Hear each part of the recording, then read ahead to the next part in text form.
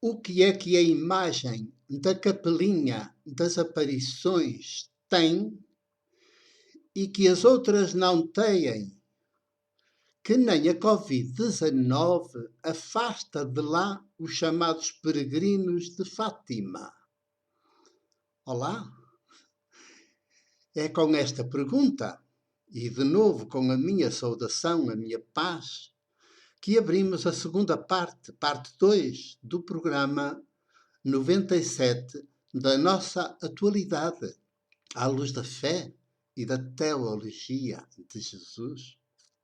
É a grande diferença substancial. À luz da fé e da teologia de Jesus, ninguém mais o faz, senão eu. Infelizmente, só eu é que estou a fazê-lo. Mas por ser sozinho não quer dizer que não tenha razão. O que é que a imagem da capelinha das aparições tem e que as outras não têm? Que nem a Covid-19 afasta de lá os chamados peregrinos de Fátima.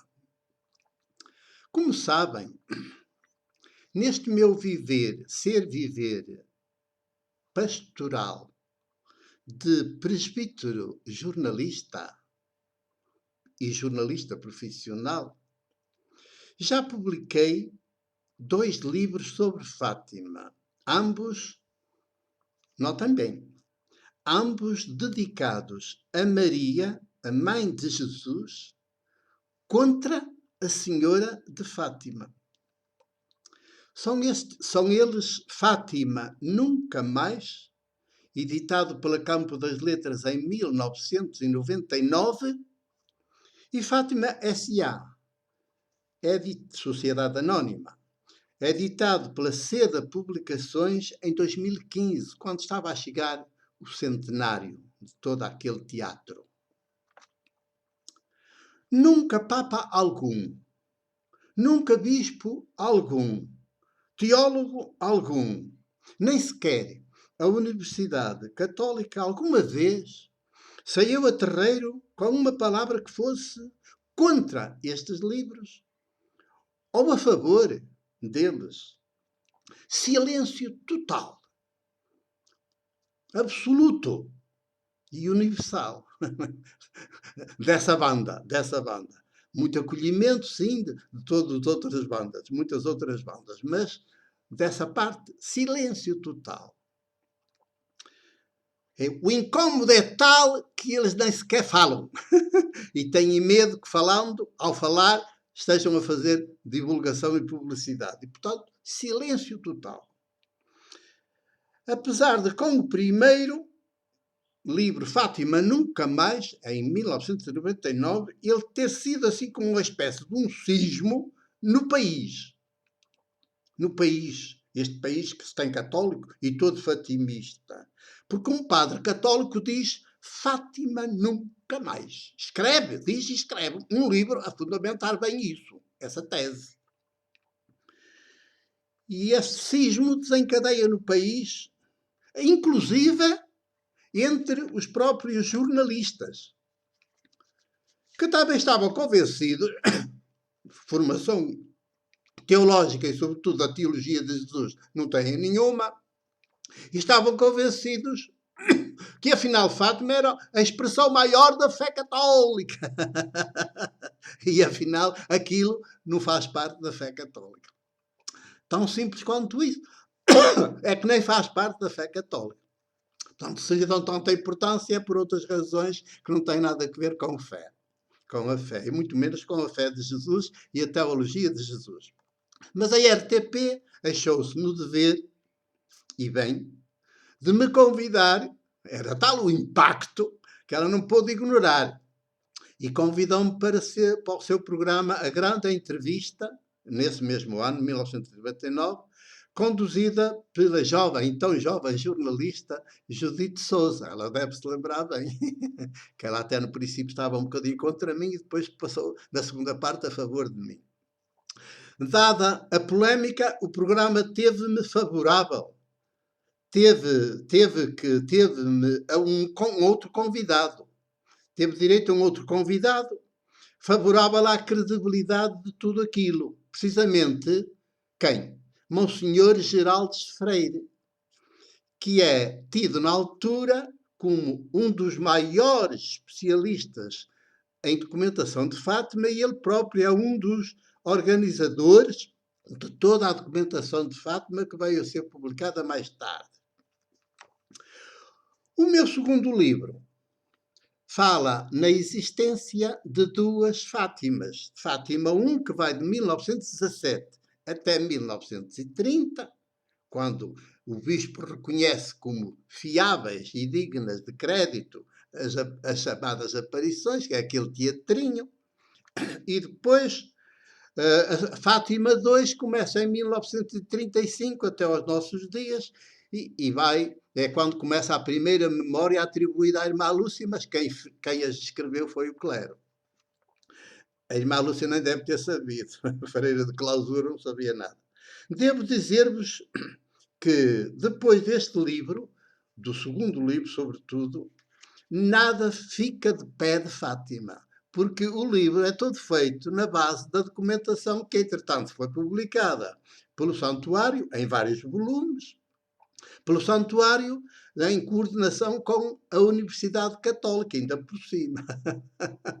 E, portanto, transcreve muita dessa documentação, é quase feito de transcrições. E alguns comentários meus a propósito, é evidente. E, portanto, nada fica de pé daquele teatrinho que foi concebido pelo cônego Formigão, que na altura era professor no seminário de Santarém, e que foi concebido para ser levado à cena, e foi levado à cena, num dos campos dos pais de Lúcia. Isto é Fátima I.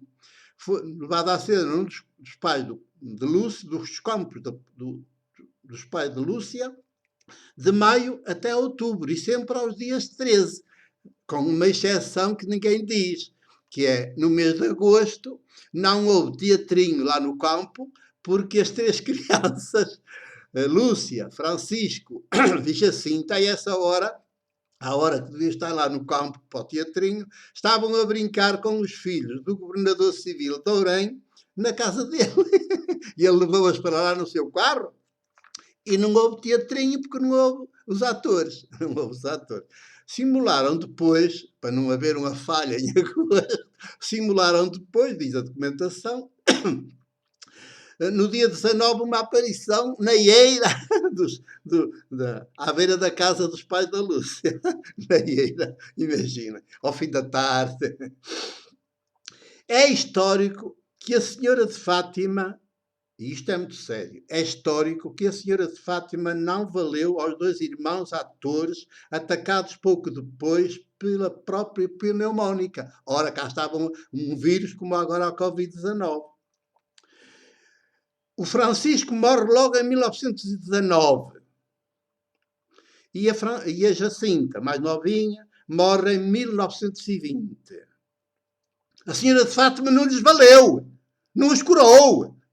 Pelo contrário, deixou-os ir, e os clérigos também deixaram-nos ir, ficar todos contentes, porque ficou apenas uma testemunha, que era a Lúcia. E para ela nunca pôr a língua no trombone, aos 14 anos, o bispo de Leiria, que já entretanto apareceu, o novo bispo de Leiria, o bispo de Leiria foi buscá-la à mãe, quase como num rapto, às 4 da madrugada, e levou-a para um sítio que ele já tinha tudo combinado, e depois acabaram por fazer dela uma freira, Doroteia à força, e depois de clausura à força. A Lúcia nunca mais pôde fazer a sua vida normal, nunca mais estudou nada, não passou da terceira classe. É assim uma desgraçadinha até ao fim. Mas regressemos à pergunta inicial. O que é que a imagem da Senhora, a imagem da Capelinha das Aparições tem que as outras não têm, que nem a Covid-19 afasta de lá os chamados peregrinos de Fátima? A esta pergunta, curiosamente, o meu livro Fátima S.A. 2015 já dá, premonitoriamente, já dá resposta, elementos para uma resposta. E diz assim: é pena que as multidões que ingenuamente insistem em vestir a pele de peregrinos de Fátima, isto está entre aspas, e desse modo continuam a dar pretexto ao santuário para encher de ouro e de dinheiro os seus cofres, não sei se sabem, mas por baixo daquele recinto, daquela enorme esplanada, há uns corredores, há um subterrâneo, corredores, cuja porta de entrada ninguém sabe, mas que já andaram até lá jornalistas do Observador, e com a condição de nunca divulgarem por onde entraram. E puderam filmar, e puderam coisa, e viram todas aquelas coisas que lá têm, todos aqueles tesouros, todos que lá estão. Vocês nem sonham, mas está lá. Se calhar nem todos os bispos sabem que está lá, no subterrâneo. Andam os peregrinos por cima e por baixo está tudo, por onde entra o dinheiro, todos, tudo. Ele vai ter aos sacos diretamente para ir para o banco, depois, ao fim do dia ou da semana. E já separa as notas e tudo, e as moedas. Portanto, é tudo super organizado. Portanto, darem pretexto ao santuário para encher de ouro e dinheiro os seus cofres, não se deem ao trabalho de ler esta documentação crítica de Fátima.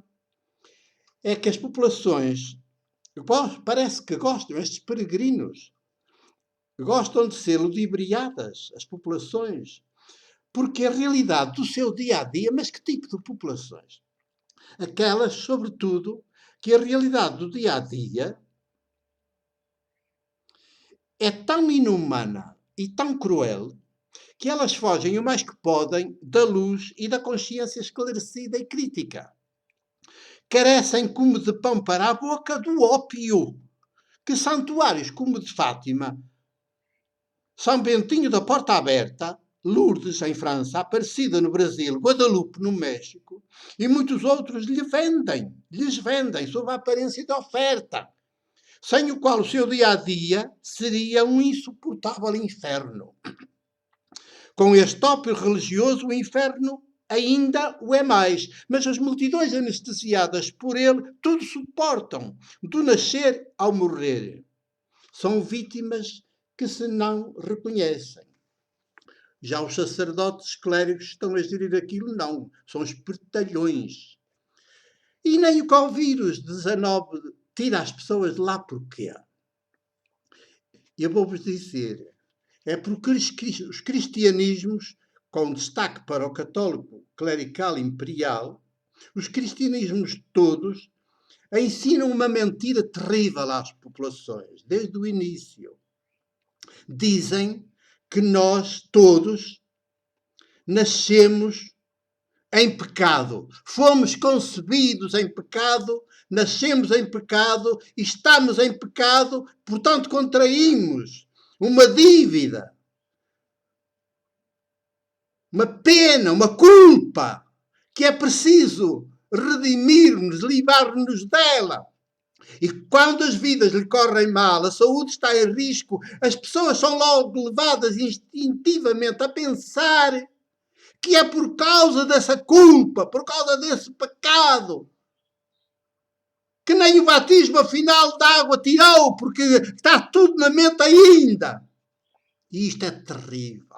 É esta mentira crassa, este crime horrendo dos cristianismos todos, que dizem que fomos concebidos em pecado pelos nossos antepassados e contraímos uma culpa perante Deus que Ele não nos perdoa se a gente não sofrer. Porque o sofrimento ainda pode, enfim, compensá-lo, agradar-lhe. E então sofre-se. E dizem que o sofrimento é salvador, é redentor, quando é exatamente o contrário. O sofrimento é o crime mais hediondo, é o mais absurdo da vida humana.